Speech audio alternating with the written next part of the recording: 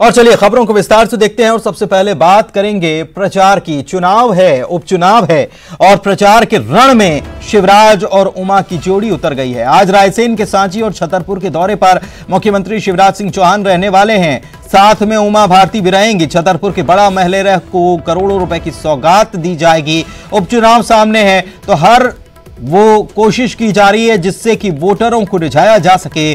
CM Shivraj के साथ उमा भारती रहेंगी। बड़ा महलेरा सांची में सभा करने वाले हैं और योजनाओं का शिलान्यास करने वाले हैं। तो बड़ा महलेरा में 3 बजे और सांची में 4 बजे का वक्त तय किया गया है।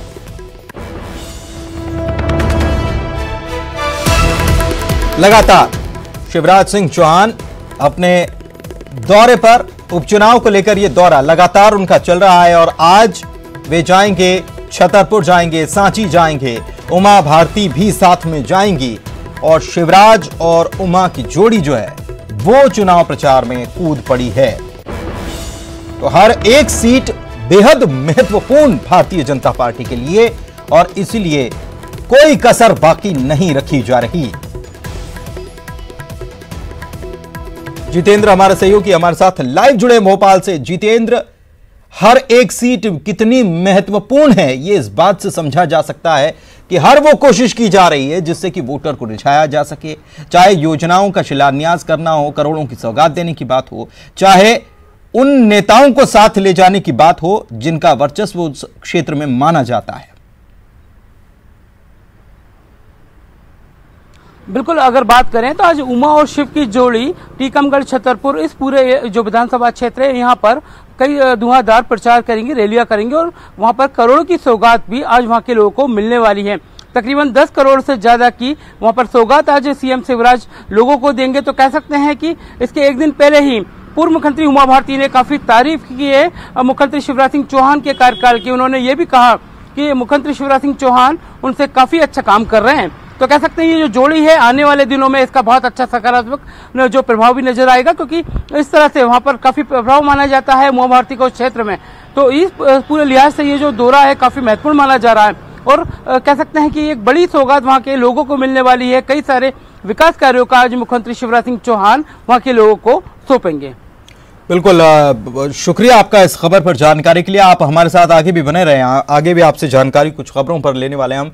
आगे बढ़ते हैं। भोपाल से खबर आपको बता दें, शिवराज कैबिनेट की अहम बैठक आज रखी गई है और कई अहम प्रस्तावों पर चर्चा की जाएगी। आज मंगलवार का दिन है, कैबिनेट की बैठक होती है। दोपहर 12 बजे ये बैठक रखी गई है। तो ये काफी अहम बैठक मानी जा रही है क्योंकि एक तरफ उपचुनाव सामने आ रहा है और इस बीच कैबिनेट की बैठक जो है ये होने वाली है। तो इसमें कई अहम प्रस्ताव रखे जा सकते हैं। खासतौर पर कोरोना की रफ्तार को लेकर भी इसमें निश्चित रूप से चर्चा होगी क्योंकि जिस तरीके से लगातार मामले बढ़ते जा रहे हैं, खासतौर पर इंदौर में मामले रोजाना रिकॉर्ड तोड़ रहे हैं। बीते 3 दिनों से रिकॉर्ड टूटता जा रहा है। तो इसको लेकर जरूर इस बैठक में चर्चा हो सकती है। वीडियो कॉन्फ्रेंसिंग के जरिए यह बैठक होगी। 12 बजे का वक्त तय किया गया। जितेंद्र हमारे सहयोगी हमारे साथ लगातार बने हुए। जितेंद्र, कैबिनेट की बैठक है, काफी महत्वपूर्ण बैठक, कौन कौन से प्रस्ताव इसमें लाए जा सकते हैं? देखिए, अगर बात करें तो आज कैबिनेट की बैठक है और सीएम शिवराज वीडियो कॉन्फ्रेंसिंग के जरिए सभी जो मंत्री हैं और उन सारे कैबिनेट मंत्रियों से चर्चा करेंगे और कई सारे अहम मुद्दों पर आज हरी झंडी दे दी जाएगी। कह सकते हैं आज सीएम शिवराज का रायसेन सांची का भी एक दौरा है और वहां भी करोड़ों की सौगात है। तकरीबन 58 करोड़ की एक विकास कार्य के सौगात की वो हरी झंडी वहां पर देंगे। इसके अलावा 150 करोड़ की भी और एक बड़ी सौगात रायसेन और सांची के लोगों को मिलने वाली है। इसके अलावा कैबिनेट में अगर बात करें तो कोरोना को लेकर, एक नए बजट को लेकर भी कई सारी चीजों की आज सौगात मिल सकती है क्योंकि लगातार कोरोना की रफ्तार बढ़ती जा रही है और इसे देखते हुए भी कई सारे अहम प्रस्ताव वहां पर आज पास किए जा सकते हैं। और अलग अगर बात करें तो सड़कों को लेकर भी कई सारी चिंताएं सीएम शिवराज ने जाहिर की है। तो क्योंकि लगातार फसल, इन सारी चीजों को लेकर भी मंत्रियों को निर्देश दिए जाएंगे और कई सारे जो प्रस्ताव हैं उनको पास किया जाएगा जिससे कहीं ना कहीं आने वाले समय में लोगों को राहत मिल सकती है। बिल्कुल, और इसके अलावा क्या विधानसभा सत्र को लेकर भी, क्योंकि विधानसभा का सत्र भी शुरू होना है, इसको लेकर भी क्या बात हो सकती है इस बैठक में? बिल्कुल, अगर बात करें तो ये एक अलग बैठक जो है सर्वदलीय बैठक बुलाई गई है, प्रोटेम स्पीकर के द्वारा बुलाई गई है। हालांकि इसमें जो एजेंडे रहेंगे वो लोकसभा की तर्ज पर जिस तरह से प्रश्नकाल को खत्म किया जा रहा है उस पर मंथन किया जाएगा, सभी दलों से राय ली जाएगी। हालांकि कैबिनेट में किन सारी मुद्दों पर चर्चा की जाती है ये और अभी तय होना बाकी है। हालांकि अब जब वीडियो कॉन्फ्रेंसिंग के जरिए सारे लोग जुड़ेंगे तो उस नए और चीजों पर भी बात होंगी, मगर सर्वदलीय बैठक के लिए प्रोटेम स्पीकर ने एक अलग स्थान तय किया है जहां पर सारे लोग जुड़ेंगे और उन सारी मुद्दों पर चर्चा की जाएगी। तो कह सकते हैं सर्वदलीय बैठक में कई सारे नेता अपने अपने मत रखेंगे जिनमें ये सारी चीजें निकलकर सामने आ पाएंगी। शुक्रिया आपका इस जानकारी के लिए जितेंद्र। तो जितेंद्र जानकारी दे रहे थे कि विधानसभा सत्र को लेकर भी सर्वदलीय बैठक आज रखी गई। एक तरफ कैबिनेट की बैठक के बारे में जानकारी दे रहे थे कि कोरोना को लेकर एक बजट भी हो सकता है, और दूसरी तरफ विधानसभा सत्र को लेकर एक सर्वदलीय बैठक भी आज बुलाई गई है। प्रोटेम स्पीकर ने यह सर्वदलीय बैठक बुलाई है और विधानसभा में प्रश्नकाल नहीं करने पर विचार किया जा रहा है। जिस तरीके से लोकसभा में भी प्रश्नकाल नहीं चल रहा है, इसी तर्ज पर विधानसभा में प्रश्नकाल नहीं हो, इस पर विचार किया जा रहा है। 21 सितंबर से सत्र की शुरुआत होनी है और उसके पहले ये बैठक काफी अहम मानी जाती है। इधर इंदौर के महू में 50 करोड़ रुपए के चावल घोटाले के मामले में राशन माफिया मोहन अग्रवाल को कांग्रेस से बाहर का रास्ता दिखा दिया गया है, कांग्रेस से निष्कासित कर दिया गया है। महू शहर के कार्यवाहक अध्यक्ष और इंदौर उद्योग प्रकोष्ठ के जिलाध्यक्ष पद पर ये बैठे हुए थे, इनको हटा दिया गया। राशन घोटाले में मोहन अग्रवाल आरोपी हैं और अभी फरार चल रहे हैं।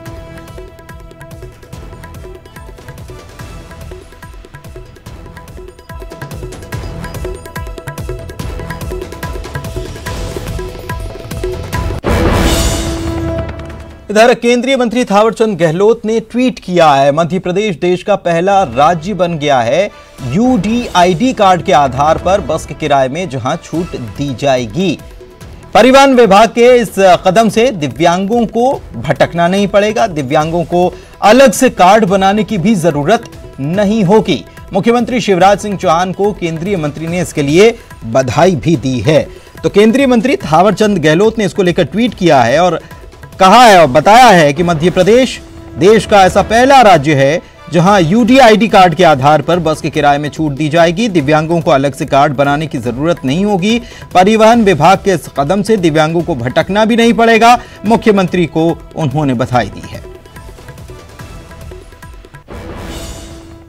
प्रदेश के नवीन ऊर्जा मंत्री और सुबासरा सीट से बीजेपी के संभावित प्रत्याशी हरदीप सिंह डंग को बापचिया गांव में कांग्रेस का विरोध झेलना पड़ा।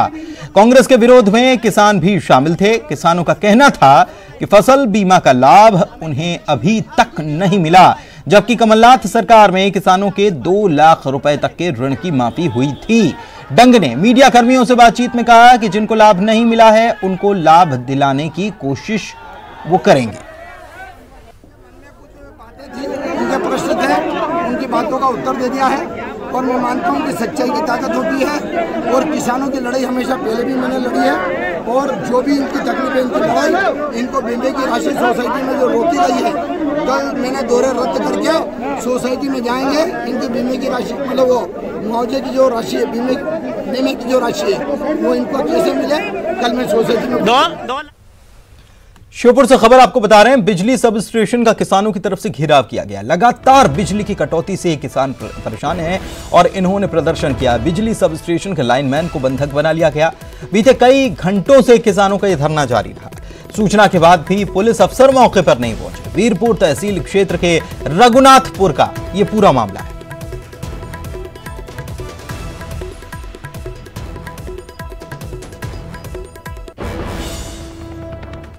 लाइट नहीं देते हैं लोग, वह खरीद फरोख्त में बेच देते हैं। कौन खरीदता था? लाइट के पैसे कौन ने लिए आपसे? लाइट के वो क्या ना दुबे ने आपके पैसे? दुबे खरीद फरोख्त करता है, वही रात के 12 बजे कनेक्शन देता है लाइट को। ये धरना प्रदर्शन कितने बजे से चल रहा है आपका? हमारा 9-10 के बीच से चल रहा है। और कब तक चलेगा? जब तक हमारी लाइट का संशोधन नहीं होगा और दुबे फीटर से नहीं हटेगा जब तक जारी रहेगा। आपकी कोई मांग? लाइट दी जाए और दुबे को हटाया जाए। के बाद आपका स्वागत है। उज्जैन से खबर आपको बता रहे हैं, काली कमाई का धन कुबेर सीएमओ निकला है। बड़नगर सीएमओ के घर पर लोकायुक्त की टीम ने छापे की कार्रवाई की और आय से अधिक संपत्ति के मामले में और शिकायत जो मिली थी उस मामले में यह कार्रवाई की गई है। इस कार्रवाई को जब अंजाम दिया गया और जब छानबीन की गई तो यहां से घर से 4 लाख रुपए कैश मिले हैं। इसके अलावा सोने के जेवरात मिले हैं, 21 बीघा माकडॉन में जमीन मिली है, 2 आलीशान बंगलों का पता चला है, उज्जैन में कमर्शियल कॉम्प्लेक्स के दस्तावेज मिले हैं। सीएमओ कुलदीप टीनसुख के बड़नगर, माकडॉन और उज्जैन के घर में यह छापा मारा गया था और करोड़ों रुपए की काली कमाई का खुलासा हुआ है। सीएमओ के बारे में पता चला है कि इनकी कमाई करोड़ों रुपए की और शिकायत मिली थी आय से अधिक संपत्ति की, जिसके बाद लोकायुक्त ने यह कार्रवाई की। आनंद हमारे सहयोगी हमारे साथ जुड़े हुए हैं, उनसे और ज्यादा जानकारी लेते हैं इस मामले को लेकर कि क्या क्या खुलासे हुए हैं। आनंद, बड़ा हैरान कर देने वाला मामला। सीएमओ, पहले हमने देखा था कि उज्जैन से ही खबर आई थी कि कैसे एक चतुर्थ वर्ग कर्मचारी जो है वो करोड़ों की संपत्ति का मालिक निकला था। अब सीएमओ के घर पर भी छापा पड़ा। बिल्कुल, देखिए पुनीत, बड़ा हैरान कर देने वाला है कि मात्र 12 साल की इनकी जो है सर्विस हुई है और सर्विस में करोड़ों रुपए की काली कमाई इन्होंने कमा ली है। और आप देख सकते हैं कि जिस तरह से लोकायुक्त के अधिकारी और हमारे सूत्र बता रहे हैं कि इनके 3 तो आलीशान मकान निकले हैं, जिसमें माकडोन में 2 मकान है और उज्जैन में एक शिवान सिटी में मकान है, जहां पर यहाँ पर भी उज्जैन में लोकायुक्त पुलिस ने रेड की है। इसके अलावा अगर बात करें जो कैश की, तो अभी तक 4 लाख कैश इनके यहाँ से माकडोन के घर से बरामद हो चुका है। इसके अलावा भी कैश की काउंटिंग चली रही है, मतलब कैश अभी और भी बढ़ेगा। साथ ही अगर बात करें जेवरात, सोने जेवरात की, तो सोने के बड़ी संख्या में जेवरात, सोने चांदी के जेवरात भी इनके यहाँ से निकले हैं। अगर लोकायुक्त की माने तो अभी तक करोड़ों रुपए की जो है काली कमाई इनकी निकल चुकी है, लेकिन शाम तक ये रेड जारी रहेगी और अभी इसमें और भी खुलासे बाकी हैं। जी चलिए, आप नजर बनाए रखें, शाम तक ये रेड जारी रहेगी और भी खुलासे होने वाले हैं। हमारे सहयोगी जानकारी दे रहे थे। शुक्रिया आपका आनंद इस जानकारी के लिए। फिलहाल और बात अब कोरोना की कर लेते हैं, जो मध्य प्रदेश में बेकाबू हो चुका है, क्योंकि 90,000 के पार संक्रमित मरीजों का आंकड़ा हो चुका है। 24 घंटे में 2,483 नए मामले सामने आए हैं और 1,713 मरीज ठीक हुए हैं। 24 घंटे में 29 मरीजों की मौत भी हुई है। तो कोरोना का अपडेट आपको मध्य प्रदेश में दे रहे हैं कि किस तरीके से कोरोना जो है उसका फैलाव होता जा रहा है, वो और फैलता जा रहा है, संक्रमण बढ़ता जा रहा है। 90,000 के पार संक्रमितों का आंकड़ा हो गया और इसमें इंदौर अभी भी पहले पायदान पर, भोपाल दूसरे नंबर पर है और भोपाल में रोजाना करीब 210 मरीज रोजाना निकलकर सामने आ रहे हैं। तो इंदौर में यह आंकड़ा 350 को भी पार करते हुए, डेली का रोजाना का आंकड़ा 350 को भी पार कर चुका है।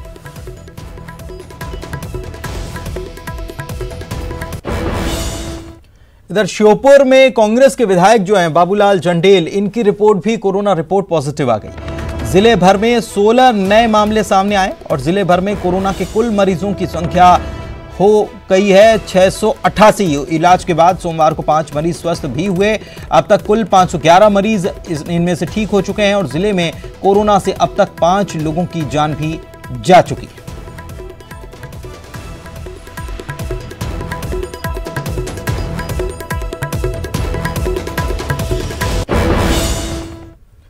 भोपाल नगर निगम में लापरवाह अफसरों को अनोखे अंदाज में संदेश के साथ सबक भी दिया गया। प्रॉपर्टी टैक्स का टारगेट पूरा न करने वाले जोनल अफसरों को एनर्जी पाउडर देकर उनके ही परिवार के सामने शर्मिंदा किया गया।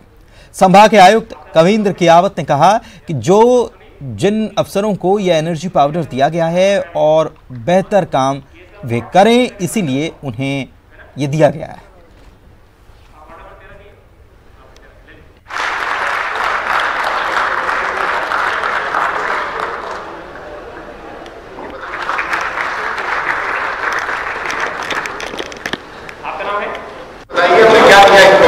क्या दिया, जोर से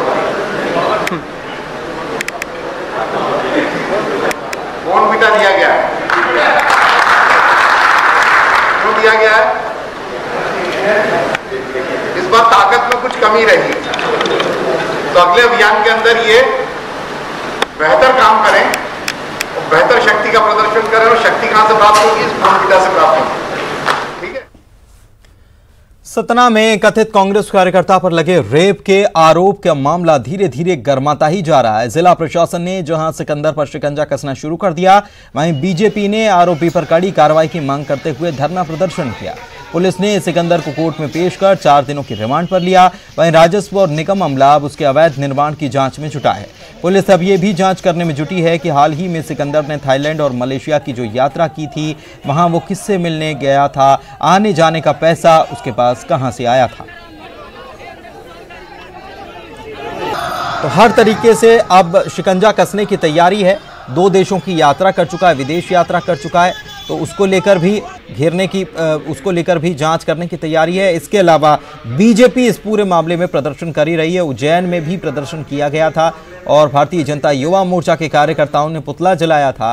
कड़ी कार्रवाई की मांग की गई थी। इसके अलावा अब निगम भी अवैध निर्माण पर भी शिकंजा कसने वाला है। राजस्व और निगम का अमला इसके निर्माणों की जांच करेगा। इसकी जो इमारतें हैं या कोई निर्माण कराया है तो उसकी जांच भी की जाएगी। देखिए, आरोपी का जो है अभी भी भोपाल में एक घर है और उसका कुछ बैंक लॉकर और बैंक अकाउंट्स और कुछ कॉल डिटेल और जो कुछ जब्तियाँ हुई है हार्ड डिस्क वगैरह का, उसकी जांच होना शेष है। तो अभी हमने 4 दिन की 18 तारीख तक के पुलिस रिमांड में उनको लिए हैं। तो इसमें भोपाल में भी पार्टी जाएंगे और बाकी भी जो बैंक से रिलेटेड जो चीज़ें हैं और IT रिलेटेड जो चीज़ें हैं उसकी तस्दीक के लिए भी बहुत ज़रूरी है। और कुछ संदिग्ध महिलाएं हैं जिनके साथ अगर कोई घटना हुई है, हम लोग उनको भी बुला रहे हैं, उनके परिवार के लोगों को बुला रहे हैं, तो उनसे भी क्रॉस करने के लिए आरोपी का होना जरूरी। एक तरफ जहां कोरोना मरीजों की शिकायत है कि उनको अस्पतालों में बेड नहीं मिल रहा है और जो भर्ती हैं उनको वक्त पर इलाज नहीं मिल रहा, वहीं एक ऐसी भी तस्वीर श्योपुर से सामने आई जहां पर कोरोना मरीज को भर्ती करने के लिए गांव पहुंची एम्बुलेंस की टीम पर ग्रामीणों ने पथराव कर दिया।